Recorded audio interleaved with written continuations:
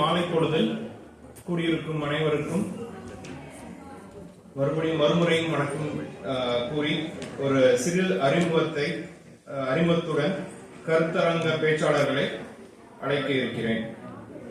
இன்று பேச இருப்பவர்கள் 3 பெரியவர்கள், ஒரு வளரும் பெரியவர்.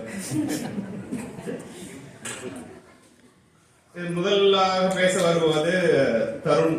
11 வயது, எல்சா இங்கிலாந்து பள்ளியில் ஆரம்ப பள்ளியில் 5ஆம் நிலை படித்துக் கொண்டிருப்பவர்.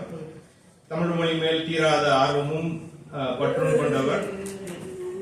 பிற மொழி சொல் கலப்பின்றி தமிழ் பேசுவதை ஒரு வழக்கமாக பல நேரம் முயற்சித்து அதில் வெற்றியும் காண்பவர். தமிழ் இசையாம் பண்ணிசையை 3 ஆண்டுகளாக பயின்று வருபவர். கூடைப்பந்து, கால்பந்து விளையாடுவதில் ஆர்வம் மிக்கவர். பாரதியாரும் புது கவிதையும் என்ற தலைப்பில் அவர் பேச இருக்கிறார்.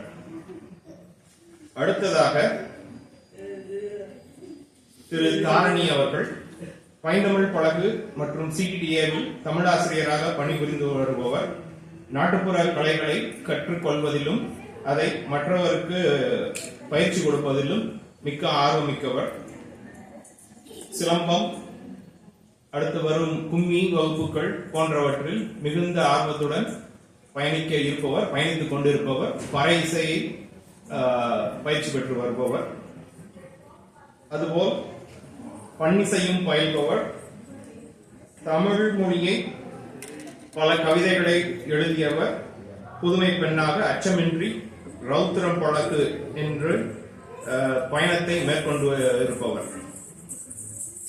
அடுத்ததாக பிரசன்ன பிரியா. அவர் ஒரு கணிப்பொறியாளர், இல்லத்தரசி. அவர் பைந்தமிழ் பழகுவில் ஆசிரியராக பணிபுரிந்து கொண்டிருப்பவர். தன்னார்வலராக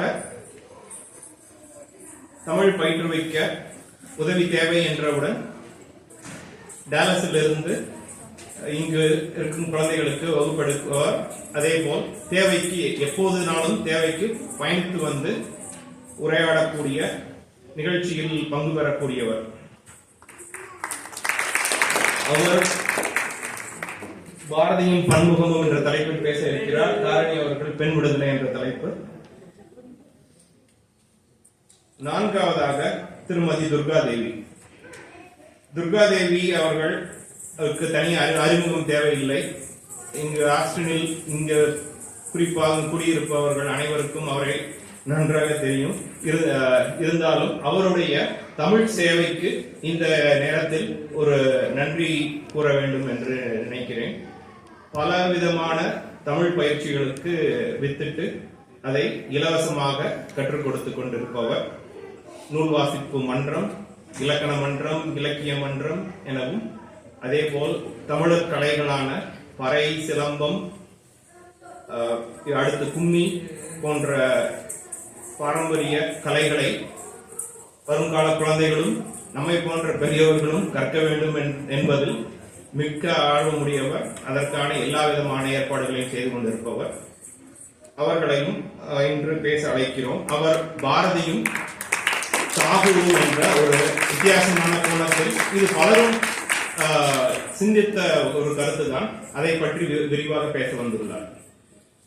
இவர்கள் 4 வருக என ஆஸ்டின் இந்து கோவில் சார்பாக அழைத்து முதலாக பேச திரு தருண் அவர்களை அழைக்கிறேன்.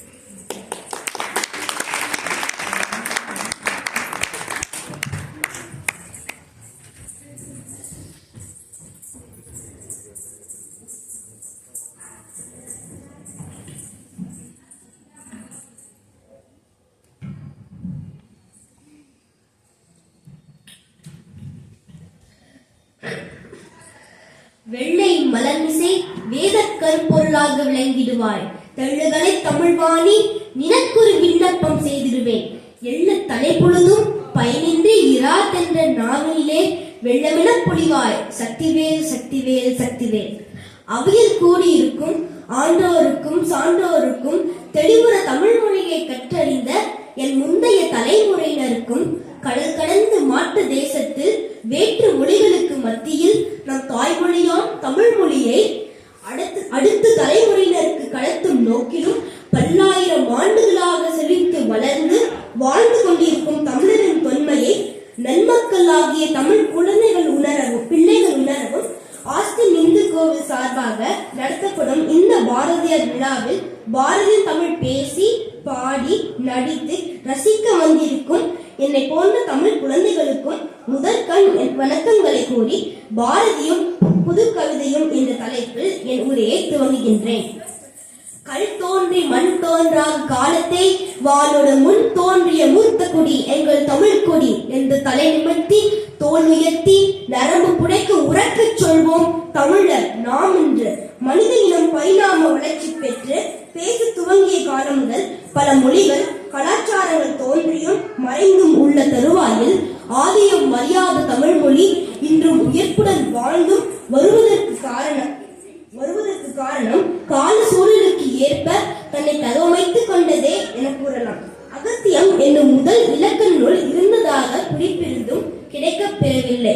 தொல்காப்பியமே தலையான இலக்கண நூல் என இன்று வரை திகழ்ந்து வருகிறது.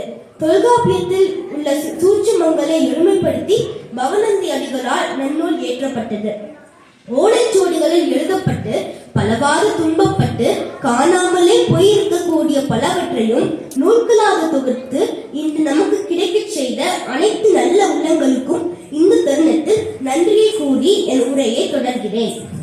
உலகம் முகப்ப வளநேர்ப்பு திரிதரு பலர் புகழ் ஞாயிறு கடல் கண்டாங்க ஓவரை இமைக்கும் சேன்விளங்கவிரொளி உருணர் தாங்கிய மகளுடைய நோன்கார் செருணர் தேய்த்த செல்லுரல் தடக்கை மறுவில் கற்பில் வானுதல் கணவன் என 2000 ஆண்டுகளுக்கு முன்னர் திருமண் காற்றுப்படையில் திரு நக்கீரனார் பாட்டுடை தலைவனான உப்பாட்டின் முருகப்பெருமானின் பெருமைகளை கூறுகிறார். இப்பாடல் தொல்காப்பிய விதிப்படி இணைக்குறள் ஆசிரியப்பா பிரிவை சேர்ந்தது. கடைச்சங்க கால தொகுப்பான 10 பாட்டு பிரிவின் முதல் நூலாக அறியப்பட்டுள்ளது. உலகம் யாவையும் தாம் உல ஆக்கலும் நிலை பெருத்தலும் நீக்கலும் நீங்களா அழகிலா விளையாட்டுழையார் அவர் தலைவர் அன்னவர்க்கே சரணாங்களே என கம்பர் ஏறக்குறைய 1000 ஆண்டுகளுக்கு முன்னர் தனது பாட்டு தலைவனான இராமனை வணங்கி தொடர்கிறார்.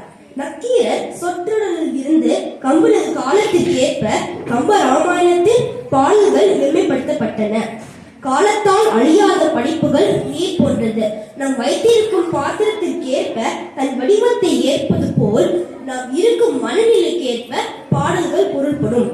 ஐவகை இலக்கியத்தில் யாப்பிலக்கணமே செய்யுள் எழுதுவதற்குரிய கூறுகளை தொகுத்தளித்திருக்கிறது.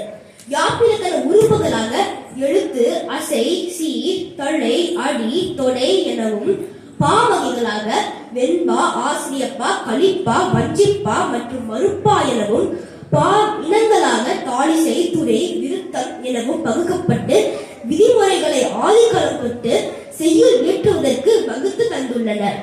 காலகாலமாக தரை வழியாகவும் கடல் வழியாகவும் பயணித்த மனித இனத்தை வான்வழியே பயணிக்க வைத்தவன், புதுமையை புகுத்தியவன். தொழில் புரட்சி ஏற்பட்டு பலவிதமான மாற்றங்களை நோக்கி பயணித்துக் கொண்டிருந்த நவீன யுகத்தில் தோன்றிய பாரதியார் சுவை புதிது, பொருள் புதிது, வளம் புதிது, சொற்புதிது, சோதிமிக்க நவகவிதை, என்னாலும் மடியாத மாக்கவிதை என தன் படைப்புகளுக்கு புதியதொரு பரிமாணத்தை கொடுத்தார். அரிசி விருத்தத்தில் புதுக்கவிதை தோன்றுவதற்கும் வாழ்வதற்கும் வறட்சிக்கும் விதைகளை தூவி தாமே தன் கவிதைகளால் வளர்த்தெடுத்தார். பன்னிசையுடன் தன் எழுமிக எழுத்துக்களை பாடல்களாக உருப்பெறச் செய்தார். மரபு என மண்டி கிடந்த சமுதாயத்தை தன் எழுத்துக்கள் கூறும் கருத்தின் மூலமும் எழுத்துக்களை வடிக்கும் முறைமைக்கும் புதுமையை புகுத்தியவர் பாரதி. காவடி பண்ணில் பல பாடல்கள் இயற்றி சிந்துக்கு தந்தை என பெயர் பெற்றவர். காண நிலம் வேண்டும் என பராசக்தியிடம் தன் விண்ணப்பத்தை வைக்கும் பாரதி தன் பாட்டு திறத்தாலே இவ்வையத்தை பாலித்திட வேண்டும் என தன் பாடலையே முன்னிறுத்தி பாடியுள்ளார். பாரதியின் எழுத்துக்களில் என் மனதில் நின்ற மனதை கவர்ந்த ஒரு உரையாடல் கவிதையை தங்கள் முன் பகிர விரும்புகிறேன். இன்பம் என்பது யாது என எவரேனும் கேட்டால் என்ன கூறுவோம்?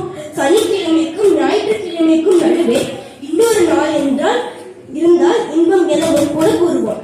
மகாகவி தரணியில் உள்ள அனைத்து இயற்கை சார்ந்த பொருட்களையும் அதில் வாழும் உயிரினங்களையும் அதன் வினைகளையும் தொகுத்து எது இன்பம் என கூறி பாடியுள்ளார்.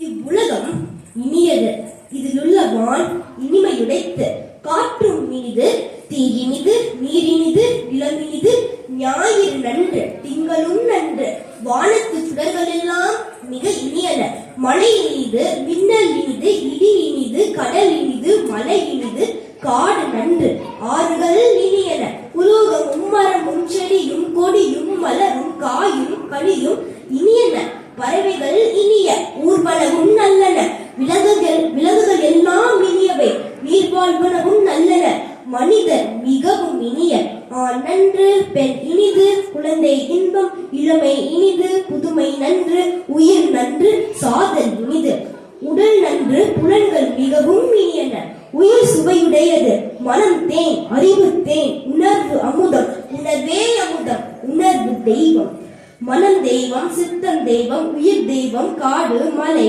அருவி, ஆறு, கடல், நிலம், நீர், காற்று, தீ, வான், ஞாயிறு, திங்கள், வானத்து சுடர்கள் எல்லாம் தெய்வங்கள், உலோகங்கள், மரங்கள், செடிகள், விலங்குகள், பறவைகள், ஊர்வன, நீந்துவன, மனிதர் இவை அமுதங்கள். இவ்வுலகம் ஒன்று. ஆண், பெண், மனிதர், தேவர், பாம்பு, பறவை, காற்று, கடல், உயிர், இறப்பு இவை அனைத்தும் ஒன்றே. ஞாயிறு, வீட்டுச் சுவர், ஈ, மலையருவி, குழல், கோமேதகம் இவ்வனைத்தும் ஒன்றே. இன்பம், துன்பம், பாட்டு, வண்ணான், குருவி, மின்னல், பருத்தி இத்தெல்லாம் ஒன்று. மூடன், புலவன், இரும்பு, வெட்டிக்கிளி இவை ஒரு பொருள். வேதம், கடல் நீர், புயற்காற்று, மல்லிகை மலர் இவை ஒரு பொருளின் பல தோற்றம். உள்ளதெல்லாம் ஒரே பொருள் ஒன்று. இந்த ஒன்றின் பெயர் தான். தானே தெய்வம், தான் அமுதம், இரவாது. எல்லா உயிரும் இன்பம் எய்துக, எல்லா உடலும் நோய் தீர்க, எல்லா உணர்வும் ஒன்றாதல் உணர்க, தான் வாழ்க, அமுதம் எப்போதும் இன்பமாகுக. தெய்வங்களை வாழ்த்துகின்றோம், தெய்வங்கள் இன்பம் எய்துக, அவை வாழ்க, அவை வெல்க. தெய்வங்களே என்றும் விளங்குவீர், என்றும் இன்பம் எய்துவீர், என்றும் வாழ்வீர், என்றும் அருள் புரிவீர். உமக்கு நன்று தெய்வங்களே, எம்மை உண்பீர், எமக்கு உணவாவீர். உலகத்தை உண்பீர், உலகத்துக்கு உணவாவீர். உமக்கு நன்று தெய்வங்களே, காத்தல் இனிது, காக்கப்படுதலும் இனிது, அழித்தல் நன்று, அழிக்கப்படுதலும் நன்று, உண்பது நன்று, உண்ணப்படுதலும் நன்று, சுவை நன்று, உயிர் நன்று, நன்று நன்று. உணர்வே நீ வாழ்க, நீ ஒன்று, நீ ஒளி, நீ ஒன்று, நீ பல, நீ நட்பு, நீ பகை, உள்ளதும் இல்லாததும் நீ, அறிவதும் அறியாததும் நீ, நன்றும் தீதும் நீ, நீ அமுதம், நீ சுவை, நீ நன்று, நீ இன்பம் என பாரதியார் வசன கவிதை நடையில் அனைவருக்கும் உணரும்படி பாடியுள்ளார். இத்தகைய கருத்து புதுமைக்கும் கவிதை புதுமைக்கும் காலத்திற்கு ஏற்ப மொழியின் மாற்றத்திற்கும் புதுக்கவிதைக்கும் வித்திட்ட பாரதியை மகாகவி என வையகம் உள்ளவரை அழைப்பதே சால சிறந்தது என்ன கூறி எனக்கு இந்த வாய்ப்பு அளித்த அனைத்து நல்ல உள்ளங்களுக்கும் நன்றி பகன்று என் சுற்றினை நிறைவு செய்கிறேன். நன்றி.